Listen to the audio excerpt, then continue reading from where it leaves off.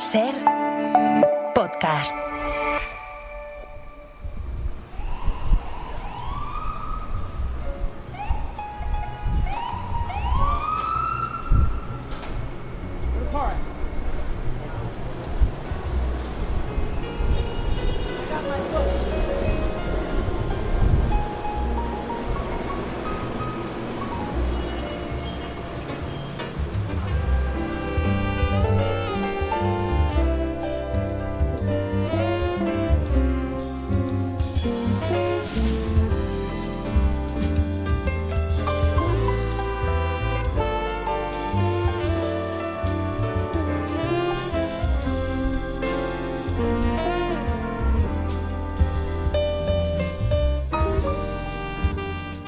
Desde Berlín, Marc Bassets, corresponsal del País en Alemania. Hola Marc, ¿cómo estás?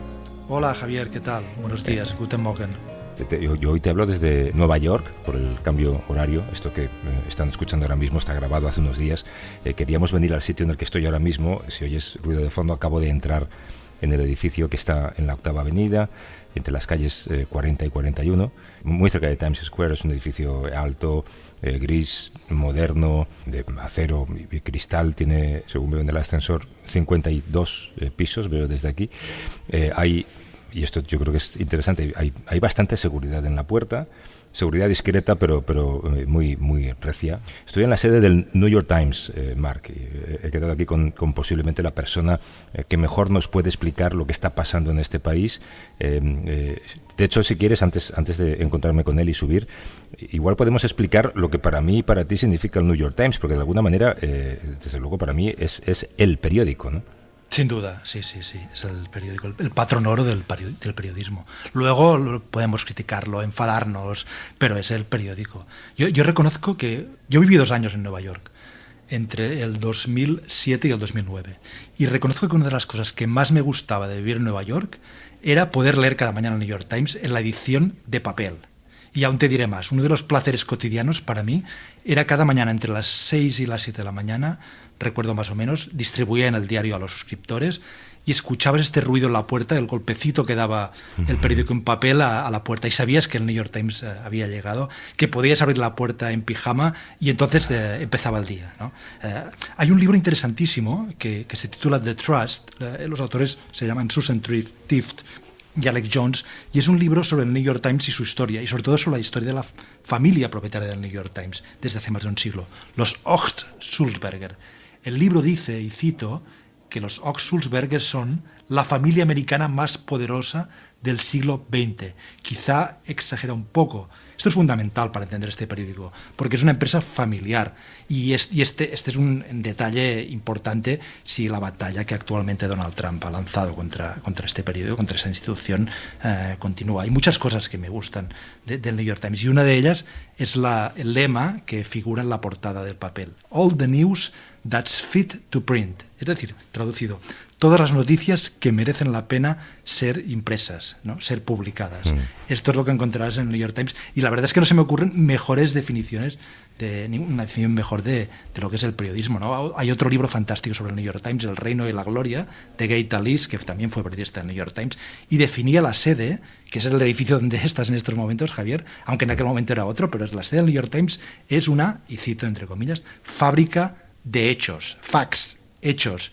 El problema es que ahora vivimos en los tiempos en que los hechos empiezan a ser fluidos, y Trump, y no solo Trump, ni no lo ha inventado él esto, pero lo ha llevado a la máxima expresión, pero los hechos han estallado en 1000 pedazos, la verdad ya no importa, la objetividad es una palabra que ha pasado de moda, y esto es algo también que me encanta en New York Times, la importancia de los hechos, y luego esta práctica de la buena prensa de Estados Unidos, a la que, como digo, se puede criticar por muchas cosas, pero esto a mí me gusta mucho, que es la separación estricta, rigurosa, casi fundamentalista entre la información y la opinión, ¿no? Hasta el punto de que, esto me lo confirmarás, Javier, pero en el New York Times hay una especie de muralla china, dicen ellos, virtual entre ambos territorios, lo que es la información y lo que es la opinión. Y en un momento como el actual, en el que el New York Times y los valores que representa están bajo asedio, creo que proteger los hechos y proteger la opinión libre es más necesario que nunca. Es muy interesante todo esto que cuentas y ese lema cuando me lo recordabas, que es verdad que está ahí todas las mañanas en la versión en papel, uno piensa mucho cuando entra en los periódicos digitales o incluso cuando lees prensa en papel también, ves noticias y te preguntas, ¿pero esto merece la pena ser contado? ¿No? Nos ajustaría a ese lema del New York Times. Bueno, he quedado con él aquí en seguridad, creo que baja a buscarme y volvemos en un minuto cuando esté con él. Espera.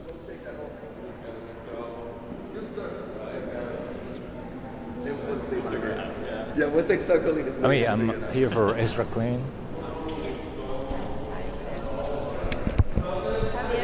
Yeah. UID. Hi, you must be Javier. You're Hi, Ezra. Ezra. Hey, thank Good you to for meet having you. me. Come on Good to in. meet you. Thank you. I think you have to go through this one. All right. Yep. You have to leave like around the corner to make it at night.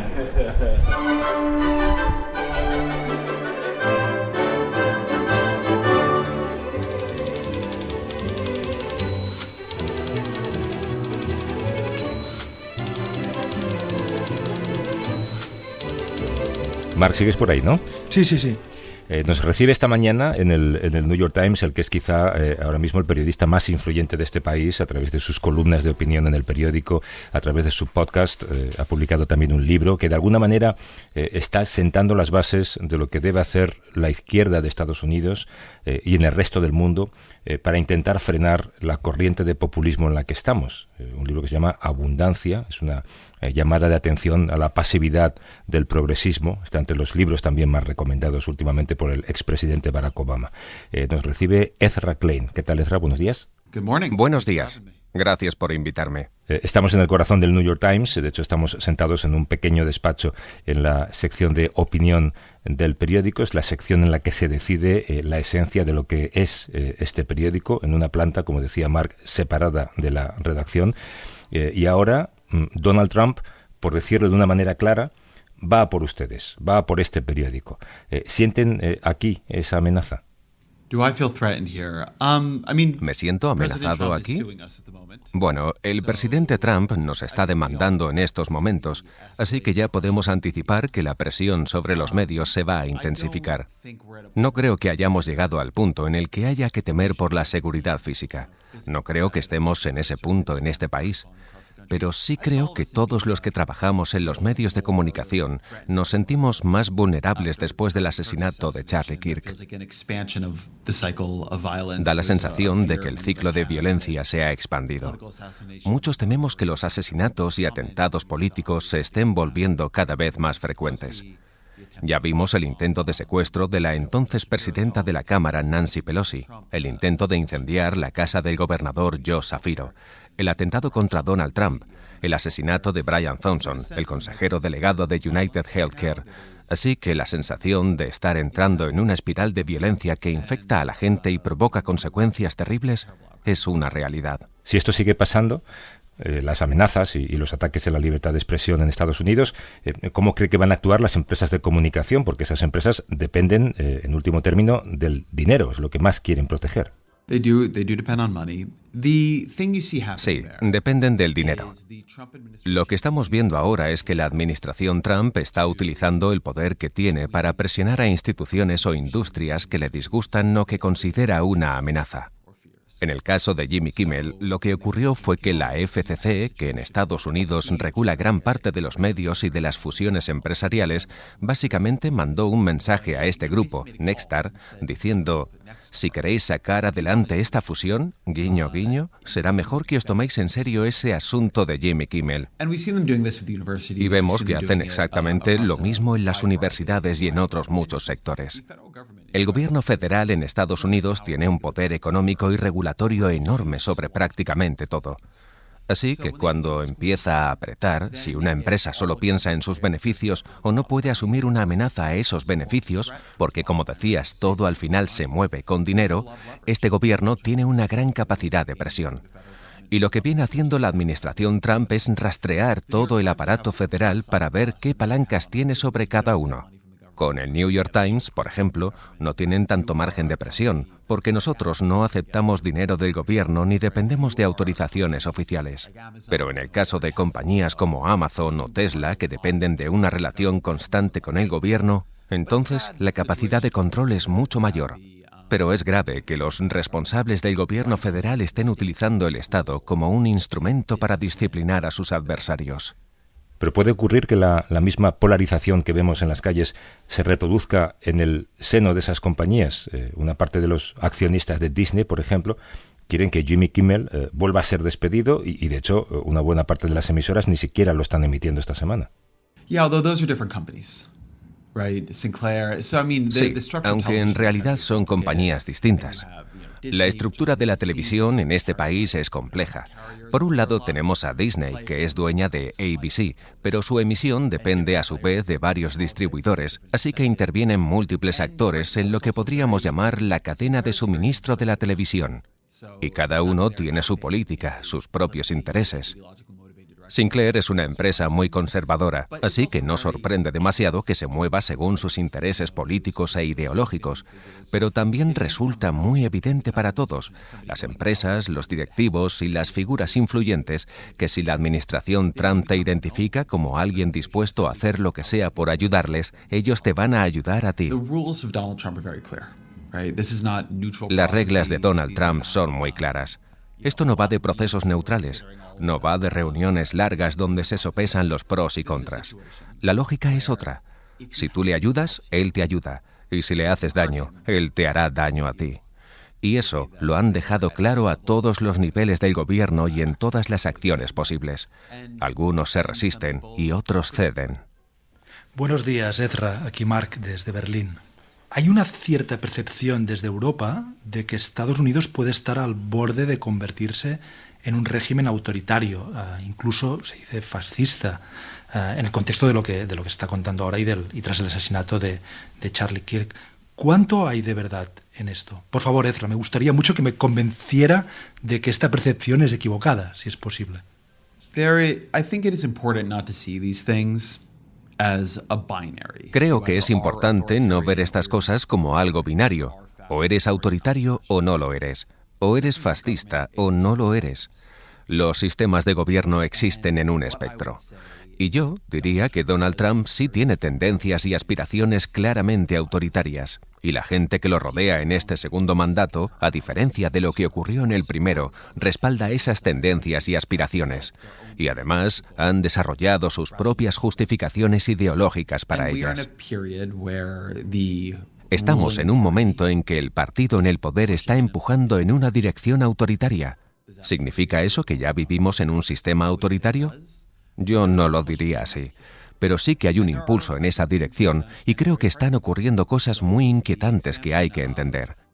Por ejemplo, el ICE, Servicio de Inmigración y Control de Aduanas de Estados Unidos, después de una ley que la administración Trump logró sacar adelante en el Congreso, va a contar con un presupuesto mayor que el ejército de cualquier país salvo Estados Unidos o China. Solo nuestro organismo de inmigración y control de aduanas tendrá un presupuesto superior al del ejército alemán, al español, al británico, a cualquiera. Y hemos visto cómo eso se ha ido convirtiendo en algo que cada vez se parece más a una fuerza paramilitar. Llevan máscaras, no se identifican, no declaran su autoridad. Hemos visto a Donald Trump desplegar la Guardia Nacional en distintas ciudades. Todavía no estamos en una crisis tal como para decir que el sistema del país está roto o al borde del colapso, pero sí es una escalada en esa dirección. Así que yo no le diría a nadie que no se preocupe, ni intento convencer a nadie de que se equivoca al temer ese colapso. Lo que diría es que aquí hay un enfrentamiento abierto y hay mucha gente participando en él. Y creo que, por desgracia, ahora mismo la oposición, los demócratas, no han sido muy eficaces.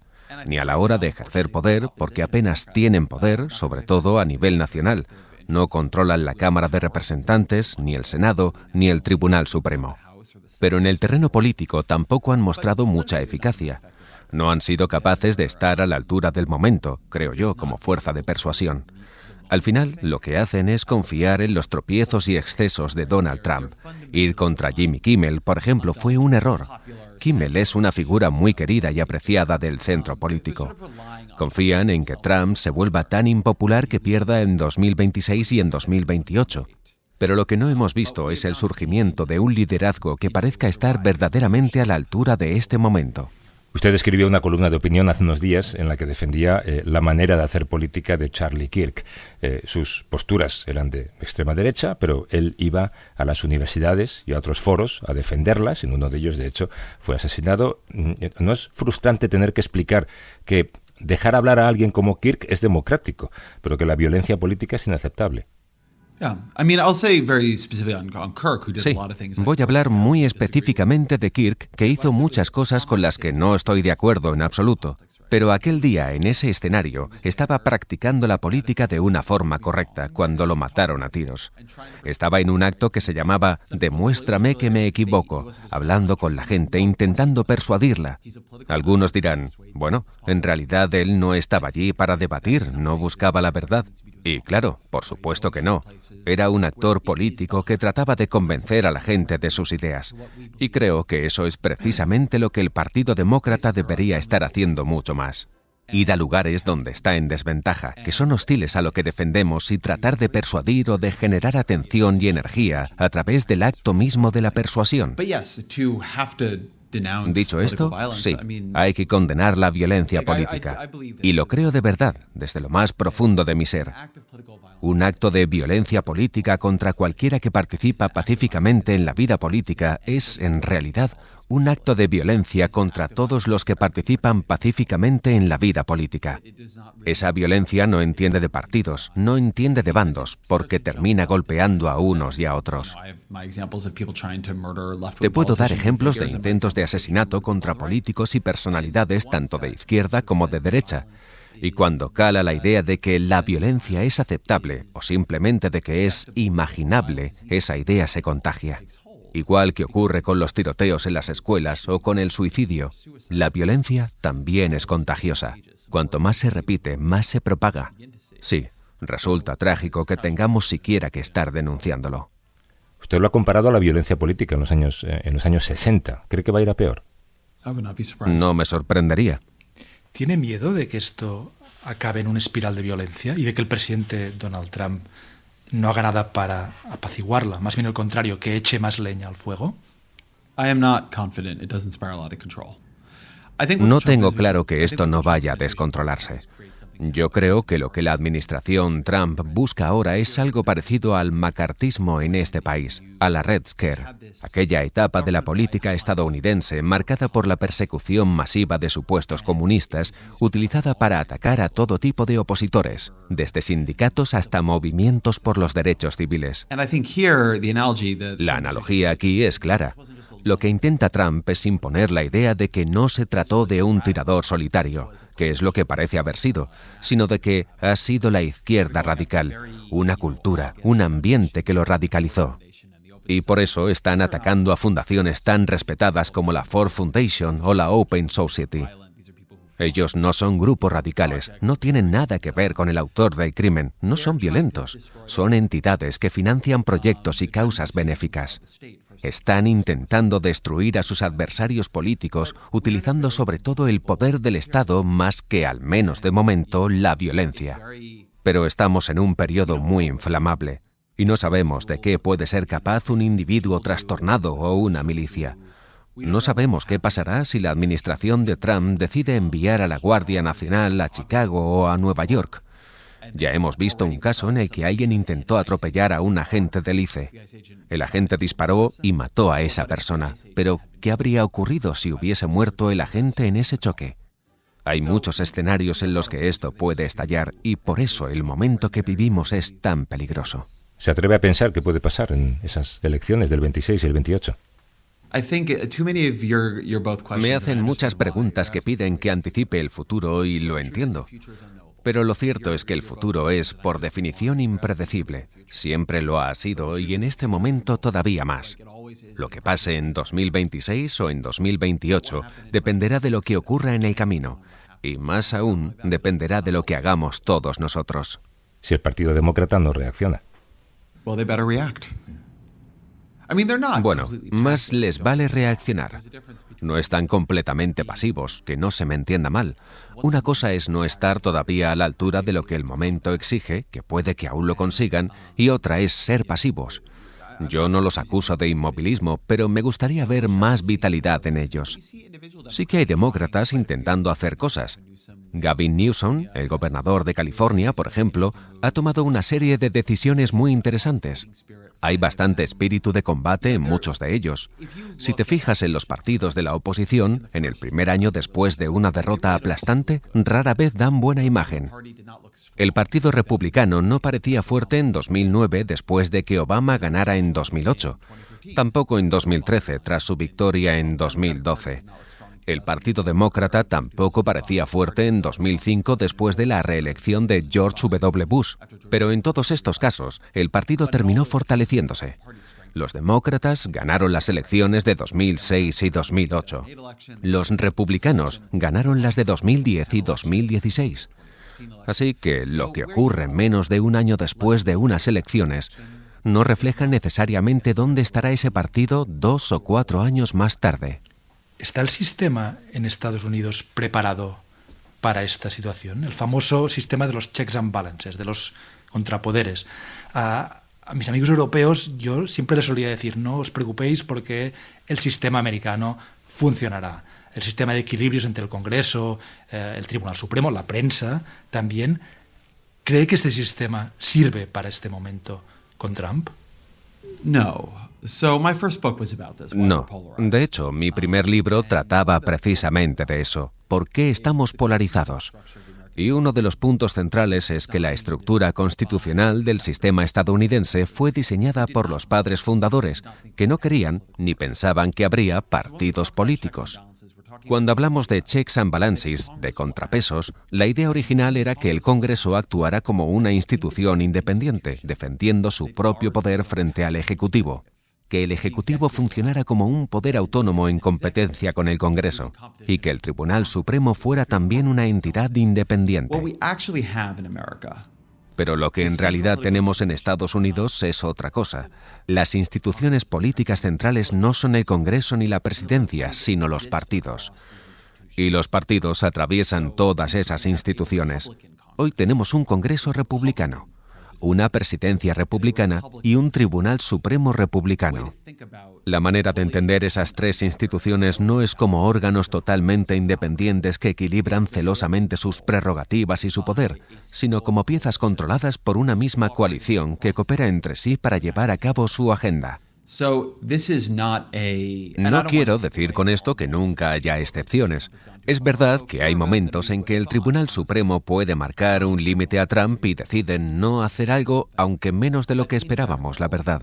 Pero en general no tenemos un sistema en el que los poderes actúen de forma independiente y se equilibren entre sí.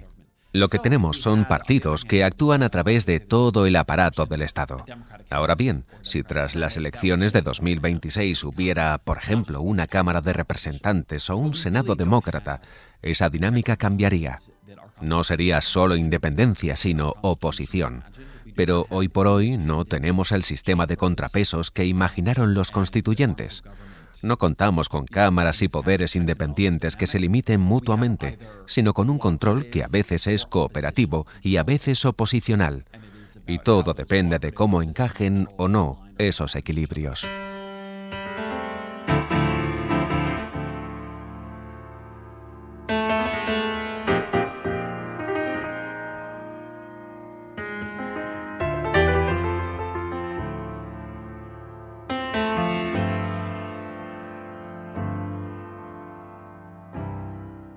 Estamos hablando con Ezra Klein desde la sede del New York Times. Su libro, Abundancia, proporciona muchas herramientas para el debate, que es posiblemente lo que más se necesita ahora. Habla de la abundancia, pero no de abundancia de cosas que se pueden comprar, sino de las cosas a las que ahora no se puede aspirar, como vivienda asequible, como un buen sistema sanitario, educación. ¿No tiene la sensación de que esa es la abundancia que la izquierda debe proporcionar y que los votantes están decepcionados porque sus líderes no están centrados en eso, en vivienda, en sanidad, en educación, en precios? Sí, los votantes en general están decepcionados con esto, pero no solo en la izquierda, todo tipo de votantes. En los lugares donde gobiernan los demócratas, como California, Nueva York o Illinois, cada año pierden a cientos de miles de familias porque esos estados se han vuelto demasiado caros para la clase trabajadora. En las elecciones de 2024, la gran preocupación de los votantes era el coste de la vida, la asequibilidad. Así que lograr que lo esencial, la vivienda, sanidad, educación o energía sea accesible es una de las tareas centrales de la política. Ese es el requisito básico. Si no puedes garantizar eso a la gente, no te van a votar. Y para los demócratas, recuperar credibilidad en este terreno, y no solo credibilidad en el discurso o en planes sobre el papel, sino afrontando de verdad por qué en los lugares que han gobernado esto no se cumplió o no funcionó, y hacer lo que sea necesario para cambiar esa realidad, es la condición básica para que los demócratas vuelvan a ser un partido con fuerza de verdad. En su libro Abundancia habla de la necesidad de más liberalismo, que en nuestro lenguaje sería progresismo. Gobernar bien, construir, crecer. ¿Por qué la izquierda se ha olvidado de esto? No es que nos hayamos olvidado de eso, es que hemos buscado excusas para justificar nuestros fracasos. Los demócratas, en todos los niveles de gobierno, han querido construir. Joe Biden aprobó una ley de infraestructuras histórica y luego la Inflation Reduction Act, con cientos de miles de millones en subvenciones a la energía limpia para infraestructuras verdes, para ampliar el metro en California o impulsar el tren de alta velocidad. Pero estamos fracasando. En California no existe un tren de alta velocidad en funcionamiento. La línea de la Segunda Avenida en Nueva York, la parte que conseguimos terminar, es el proyecto de metro más caro por kilómetro que se haya hecho en el mundo, con diferencia. Lo que la administración de Biden intentaba levantar en el mundo real, una red nacional de cargadores de vehículos eléctricos, acceso a Internet de banda ancha en las zonas rurales, energías verdes, simplemente no avanzaba lo suficientemente rápido. Yo suelo describir la abundancia como el esfuerzo por hacer coincidir nuestros medios con nuestros fines. En muchos casos, no en todos, pero sí en muchos, creo que el liberalismo tiene los fines correctos, los objetivos correctos. Pero no hemos conseguido un gobierno capaz de alcanzarlos. O, mejor dicho, hemos desmantelado al gobierno que sí lo era, lo hemos atado con trámites, recursos judiciales y burocracia. Así que debemos tomarnos muy en serio lo que se requiere para lograr nuestras metas. Y eso es difícil, porque se traduce en deshacer cosas que nos importan. Significa decepcionar a gente. Reformar el gobierno es duro. Vosotros lo sabéis en España. En todas partes donde se intenta es duro. Alemania, donde tú estás ahora, tiene sus propios problemas. Mi libro, Abundancia, se ha vuelto muy popular allí, lo cual me ha parecido interesante porque en casi todos los países ricos que conozco estos problemas existen. Un país que ha tenido un gobierno estable y próspero durante mucho tiempo acaba teniendo problemas como estos.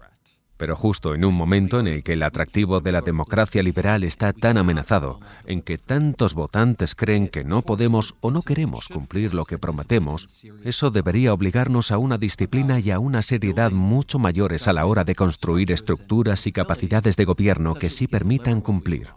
De modo que, si votas por nosotros, para cuando llegue la siguiente elección hayas visto cambios reales en tu vida que la han mejorado y quieras que esos cambios continúen. Denos un ejemplo, en el sector de la vivienda, por ejemplo, ¿cómo se conjuga la promesa o la intención de construir una barbaridad de viviendas asequibles? ¿Cómo se conjuga eso con el exceso de leyes, de trámites, de permisos, de regulaciones? La vivienda es un problema tecnológico ya resuelto. No es que hayamos perdido el conocimiento ni que un virus informático haya destruido las máquinas con las que se construyen los edificios. La razón por la que no se pueden levantar edificios de apartamentos en San Francisco o por la que resulta tan difícil hacerlo son decisiones políticas. Hemos decidido que sea difícil, en parte porque a los propietarios no les gusta ver construcciones nuevas al lado. Sienten que eso cambia el carácter de su barrio. Y en parte porque todo se ha vuelto extremadamente burocrático con demandas judiciales de por medio. Puedes demandar un proyecto de viviendas alegando que sería malo para el medio ambiente. Y aunque no ganes el pleito, lo bloqueas durante años enredándolo en los tribunales. Hay estados de este país que lo hacen muy bien. Texas, por ejemplo, construye muchísima vivienda. Cuando la gente se muda a Austin, construyen más viviendas. Cuando se mudan a Houston, también. En cambio, Los Ángeles, San Francisco, Silicon Valley se han hecho cada vez más ricos y el número de viviendas que construimos no ha crecido. Eso es una decisión política. Podríamos tomar otras decisiones distintas. No es sencillo. Hay que cambiar normas, hay que cambiar procesos. Pero lo primero es aceptar que está en nuestro poder, que no se trata de un problema irresoluble. En Tokio se construye en altura. Japón no tiene ninguna tecnología de construcción que nosotros no tengamos. La pregunta es, ¿qué clase de mundo queremos habitar? En California estamos construyendo menos vivienda que en los años 50 y bastante menos si lo miras en proporción a la población. Y eso, insisto, es una elección política. Entonces, básicamente lo que propone es aplicar las leyes del liberalismo económico a las necesidades de la clase trabajadora, ¿no? Como ahora, ¿no? Que esas leyes se emplean para que los que más tienen tengan todavía más. Me gustaría decir que sí. En Estados Unidos, si vas por una ciudad progresista, verás todo tipo de carteles diciendo: la bondad lo es todo, ningún ser humano es ilegal, las vidas negras importan.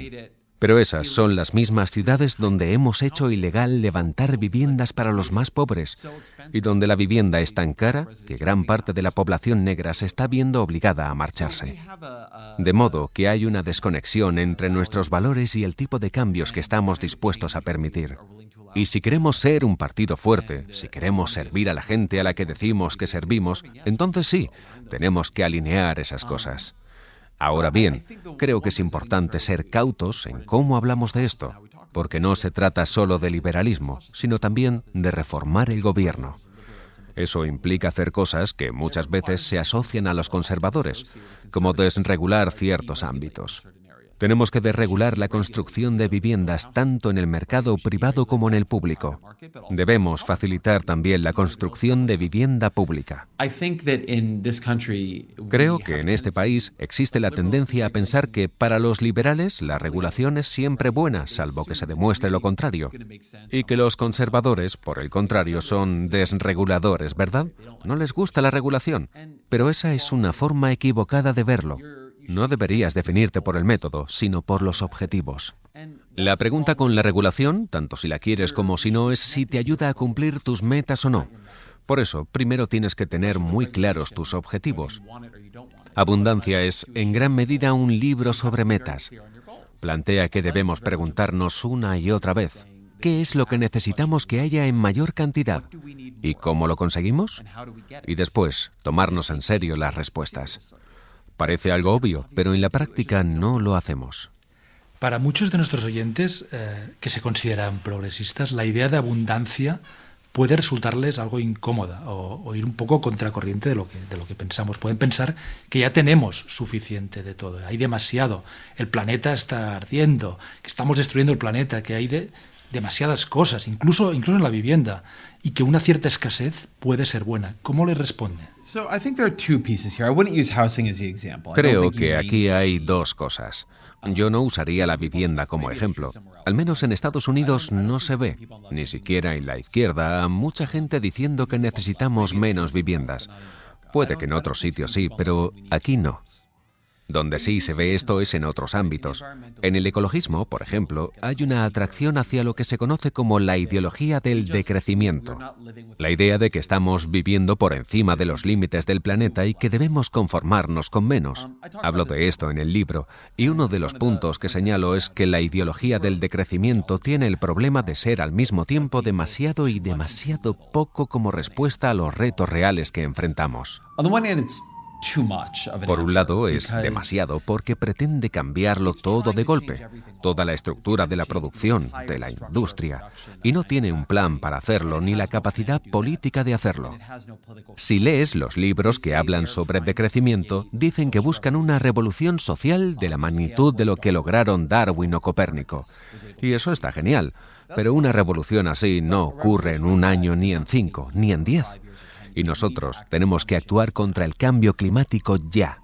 It is incredibly, unfathomably Por otro lado, es demasiado poco porque políticamente es desastroso. Es increíblemente impopular ir a decirle a la gente: vas a tener menos, tendrás menos energía y la energía que tengas será más cara. Sabemos lo que ocurre, lo hemos visto en país tras país. Cuando suben los precios de la energía, se fortalece la extrema derecha. Surgen hombres fuertes que dicen: no os preocupéis, yo voy a perforar pozos para devolveros la energía barata. Parte del atractivo de Trump fue precisamente eso. Drill, baby, drill, o perfora, nena, perfora. Así que el coste de adoptar esta filosofía, que es una política terrible, no es solo fracasar según tus propios criterios, sino retroceder. Porque en lugar de tener en el poder a un demócrata, acabas teniendo a Trump, que intenta destruir la energía solar y la eólica mientras dispara la producción de petróleo, gas y carbón. Por eso creo que quienes de verdad se preocupan por el medio ambiente deben tomarse la política en serio.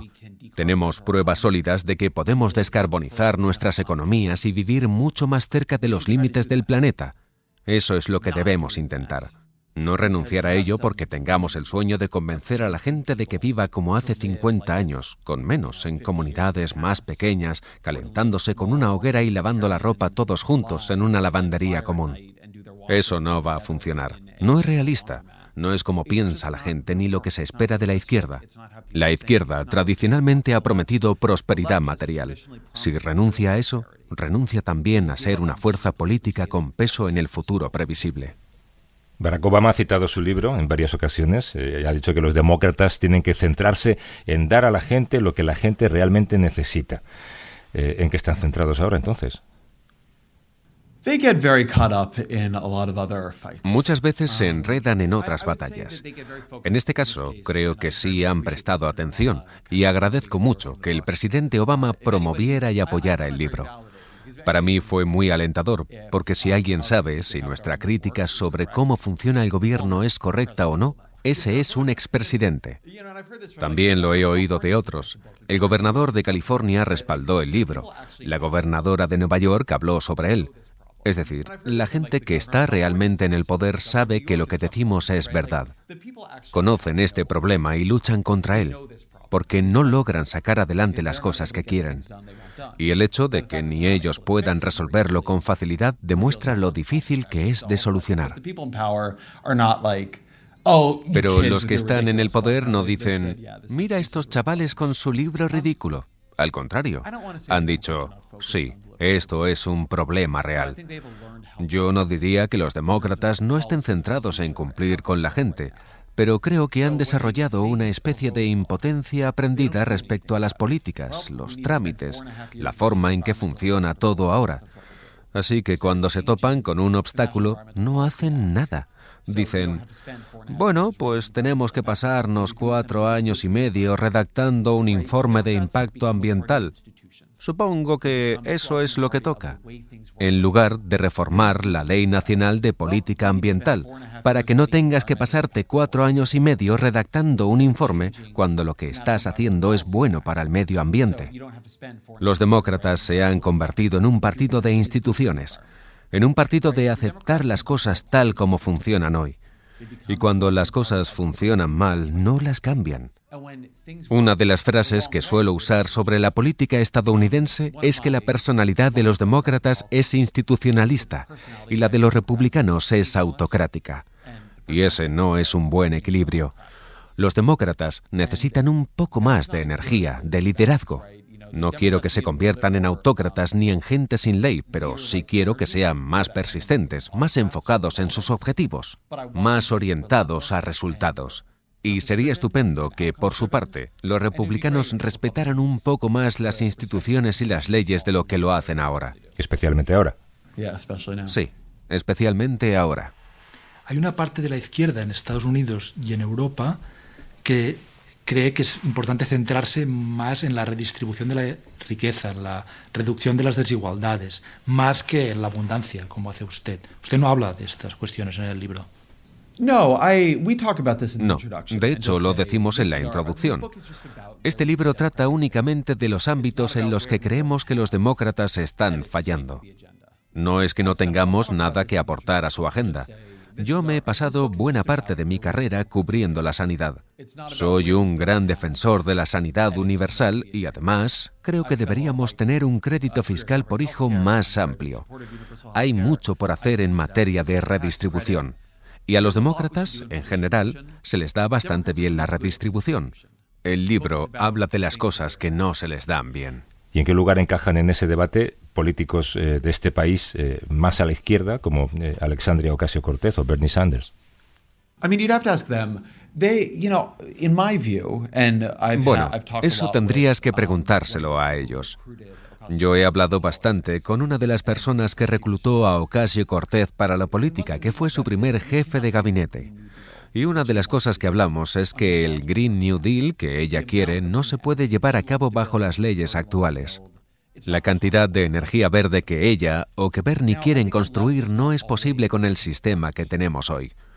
Creo que la izquierda no siempre se enfrenta a lo que está mal en el funcionamiento del gobierno. A veces hace promesas que no puede cumplir. Así que la gran pregunta es, si Bernie Sanders llegara al poder, si AOC llegara al poder, ¿priorizarían reformar el gobierno para poder cumplir lo que le prometen a la gente? No lo sé, pero pienso que esta agenda debería ser perfectamente compatible con ellos. Y he oído a gente de su entorno decir eso mismo. Nadie debería estar más indignado con un gobierno incapaz de cumplir sus objetivos que la propia izquierda. En la práctica, como la izquierda siente una especie de defensa emocional hacia el gobierno, eso no termina siendo así. Pero eso es precisamente lo que intentamos cambiar mi coautor Derek Thompson y yo. Cuando fracasamos, no deberían ser los republicanos los que lo señalan. Deberíamos ser nosotros los que nos indignemos y nos aseguremos de tener éxito la próxima vez. Porque prometer más de lo que se puede cumplir y luego decepcionar a la gente no es una receta de éxito político a largo plazo. Es abrirle la puerta a tus oponentes. Me ha parecido muy interesante que en el libro usted habla de lo mucho que Estados Unidos debe a las mentes brillantes, inmigrantes, que han venido de fuera y han aportado su inteligencia. Y ahora Trump quiere acabar con los visados que permitían la contratación de esos trabajadores. Sí, los H-1B. Sí, los visados H-1B. ¿Alguna vez imaginó en sus peores vaticinios que esto pasaría, que Estados Unidos cerraría la puerta a la innovación, a las mejores mentes del mundo? One of America's greatest strengths is that so many people want to come and contribute their genius here. Una de las mayores fortalezas de Estados Unidos es que tanta gente quiera venir aquí a aportar su talento.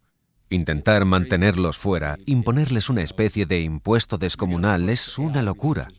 Lo único que logras es empujar a los investigadores de inteligencia artificial a irse a China o a los emprendedores que fundaron aquí sus empresas a vivir en otro país.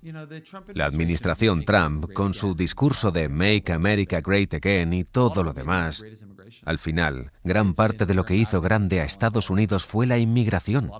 Fuimos un imán para el talento de todo el mundo. Otra parte clave fue el comercio. Nuestra apertura a otros países hizo competitivas a nuestras empresas. Y en la época que incluso Donald Trump idealiza con cuando América era grande, lo que realmente nos distinguía era reconocer el valor de que el mundo quisiera trabajar con nosotros.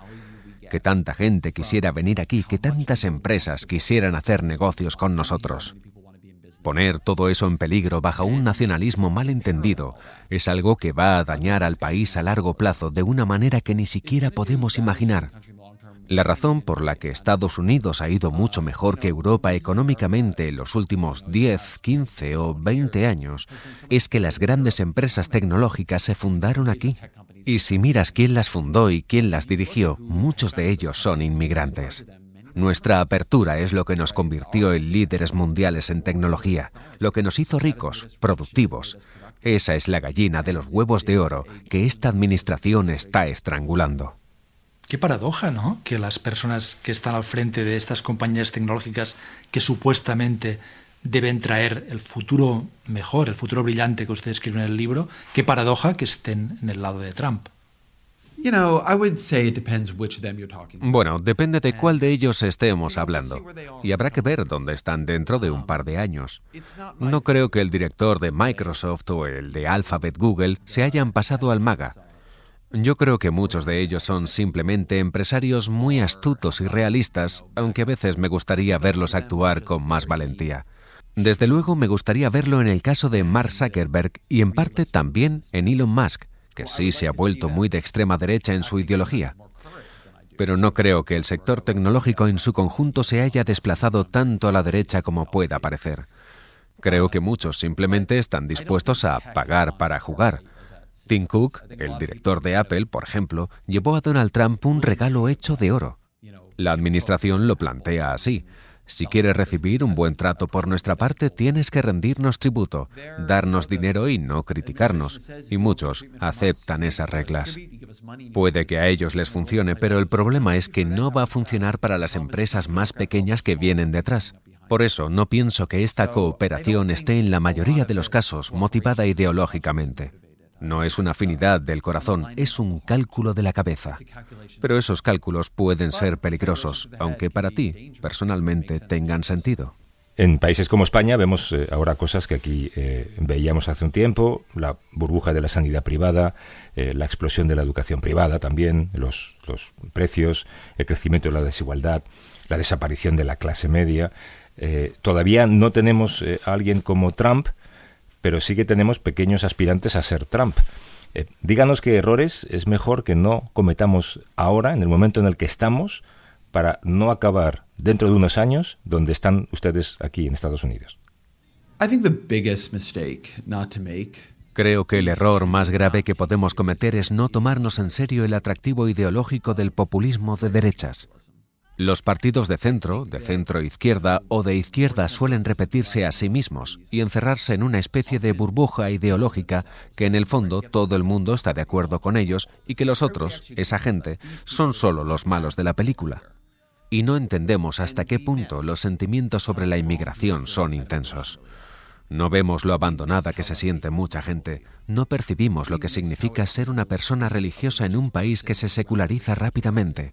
Y al no tratar a esas personas como parte de nuestra comunidad, al no escucharles, al no reconocer sus necesidades, les dejamos un espacio enorme a la derecha. Y luego están todos los problemas de los que hablo en abundancia. No les damos lo que necesitan. No les damos crecimiento, no les damos vivienda, no cumplimos. Y si no mejoras la vida de la gente de una manera tangible, entonces, para muchos resultamos distantes, arrogantes, alguien que lo sabe todo y que no escucha.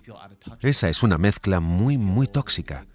No basta con repetir lo malo que es Donald Trump para derrotarlo. Hay que restarles poder escuchando de verdad a parte de su gente. Y eso resulta muy incómodo de hacer. Pero hace poco salió un estudio sobre Europa, no sobre Estados Unidos, en el que analizaron 27 países, creo que eran 27, y básicamente encuestaron a miembros de los parlamentos y a los votantes. Y lo que encontraron fue que en temas económicos los votantes estaban bien representados. Si mirabas la distribución de opiniones entre los votantes de Europa y luego la comparabas con la de los miembros del Parlamento, encontrabas más o menos la misma distribución. Tenían representantes para eso, pero cuando se trataba de cuestiones culturales no era así. Los parlamentarios, los líderes, estaban bastante más a la izquierda culturalmente que el electorado en temas como inmigración, género y otros. Y ahí había una enorme parte de la sociedad sin representación. Esa es precisamente la parte que predice lo bien que le va a ir a la derecha populista. Así que si realmente te tomas en serio la idea de frenar estos movimientos, y yo me la tomo muy en serio, tienes que hacer el trabajo duro de la política.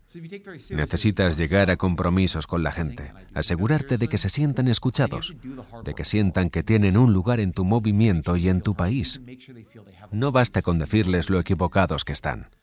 Creo que aquí lo hicimos así y no funcionó. Y creo que las consecuencias fueron desastrosas. Mi consejo es que no lo intenten. Gracias por la conversación, Ezra Klein, aunque por el ruido de sirenas de fondo muchos oyentes van a pensar que hemos hecho la conversación sentados en un banco en la calle. Sí, perdón, ha sonado fortísimo. No me imaginaba que fuera a ser así. Sí, estamos dentro del edificio del New York Times. Ezra Klein, autor del libro Abundancia, columnista en el New York Times y también al frente de uno de los podcasts más escuchados de este país. Gracias, Ezra. Un abrazo. Muchas gracias a los dos. Y gracias, Mark. Hasta la semana que viene. Gracias, Javier. Hasta la semana que viene.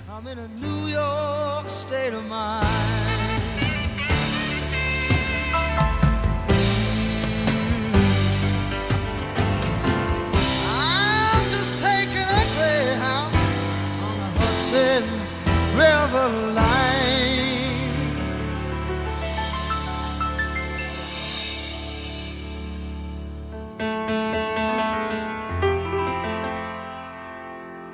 Cause I'm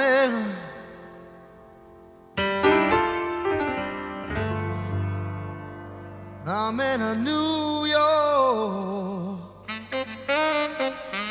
state of mind. Yeah, yeah.